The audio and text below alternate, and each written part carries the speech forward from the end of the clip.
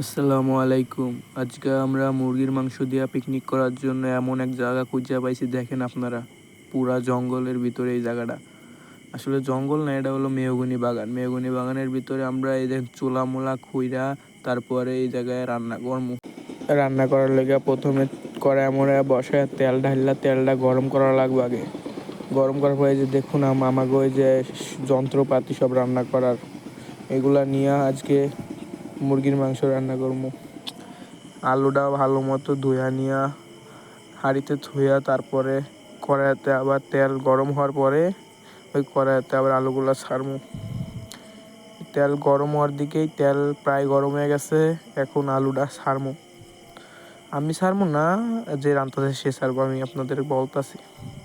এই যে ছাড়া হয়ে গেছে, এখন এটা বাজার জন্য একটু অপেক্ষা করা লাগবে। এটা একটু লাল লাল করা লাগবে বাইজিয়া।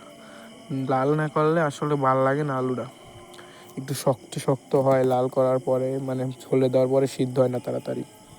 এই যে লাল করা হয়ে গেছে, এখন আলুটা তুইলা নিতেছে। ভাজা হয়ে গেছে, দেখেন হালকা হালকা লাল হয়েছে আলুটা। তুইলা সব তোলার পরে এখন আপনার সবগুলা তুলবে। তোলার পরে এখন আবার তেল গরম করে তেলের মধ্যে পেঁয়াজ আর মরিচ দিছে।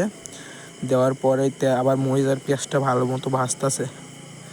মরিচের পেঁয়াজটা ভালো মতো ভাজে এটার উপরে আবার আপনার মশলা দিবে। ওই যে লবণ, মরিচ, আদা মাদা দিয়া অনেক রকমের মশলা আছে, ওই মশলাটা দিবে। দেখেন এই যে এই মশলাটা দিবে, এখন তেলের মধ্যে দিবে। তেলের মধ্যে দেওয়ার পরে এটা কিছুক্ষণ লাড়াচাড়া করবে মিক্সার লেগা। মানে কিছুক্ষণ লাড়াচাড়া করার পরে এটা আপনার যখন উপরে তেল ভাইসা উঠবে না, তখন এটার মধ্যে গোস্ত দেওয়া হইবে। আগে লাড়াচাড়া করে এটার উপর তেল বসানো লাগবে।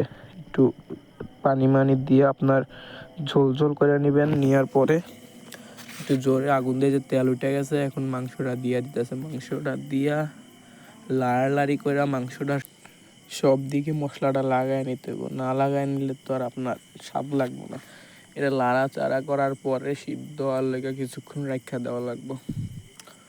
সব মাংসগুলো দেওয়ার পরে এটারে আবার লাড়াচাড়া দেওয়া লাগবে। এখন ভালো মতো লাইরা নিয়ে কিছুক্ষণ লাড়া লাগবো আগে ভালো মতো, না লাড়লে তো আর হইব না। কিছুক্ষণ ভালো মতো লাইরা তারপরে হালকা কিছুক্ষণ ঢেকা তুলে ভালো হয়, কিন্তু আমরা ঢেকা দেখাই নাই আপনাদেরকে। লাড়তে লাড়তে আস্তে আস্তে মাংসটা সিদ্ধ হইব। আসলে আমরা ফাঁকা জায়গায় করতেছি তো একটু বাতাসের ধোঁয়া উঠতেছে হালকা হালকা, মানে বাগানের ভিতরে এসে সবাই মিল্লা করতেছি। এই যে আমাদের লাড়াচাড়া রান্না করার পরে এই যে দেখেন কালারটা কত সুন্দর হয়েছে। আলু দেওয়ার কারণে মানে কালারটা সে এতটা লাল হয় নাই, কিন্তু দেখতে অনেক সুন্দর লাগতেছে। সবাই থাকেন, আবার সামনের ভিডিওতে দেখা হইব। আল্লাহ হাফেজ।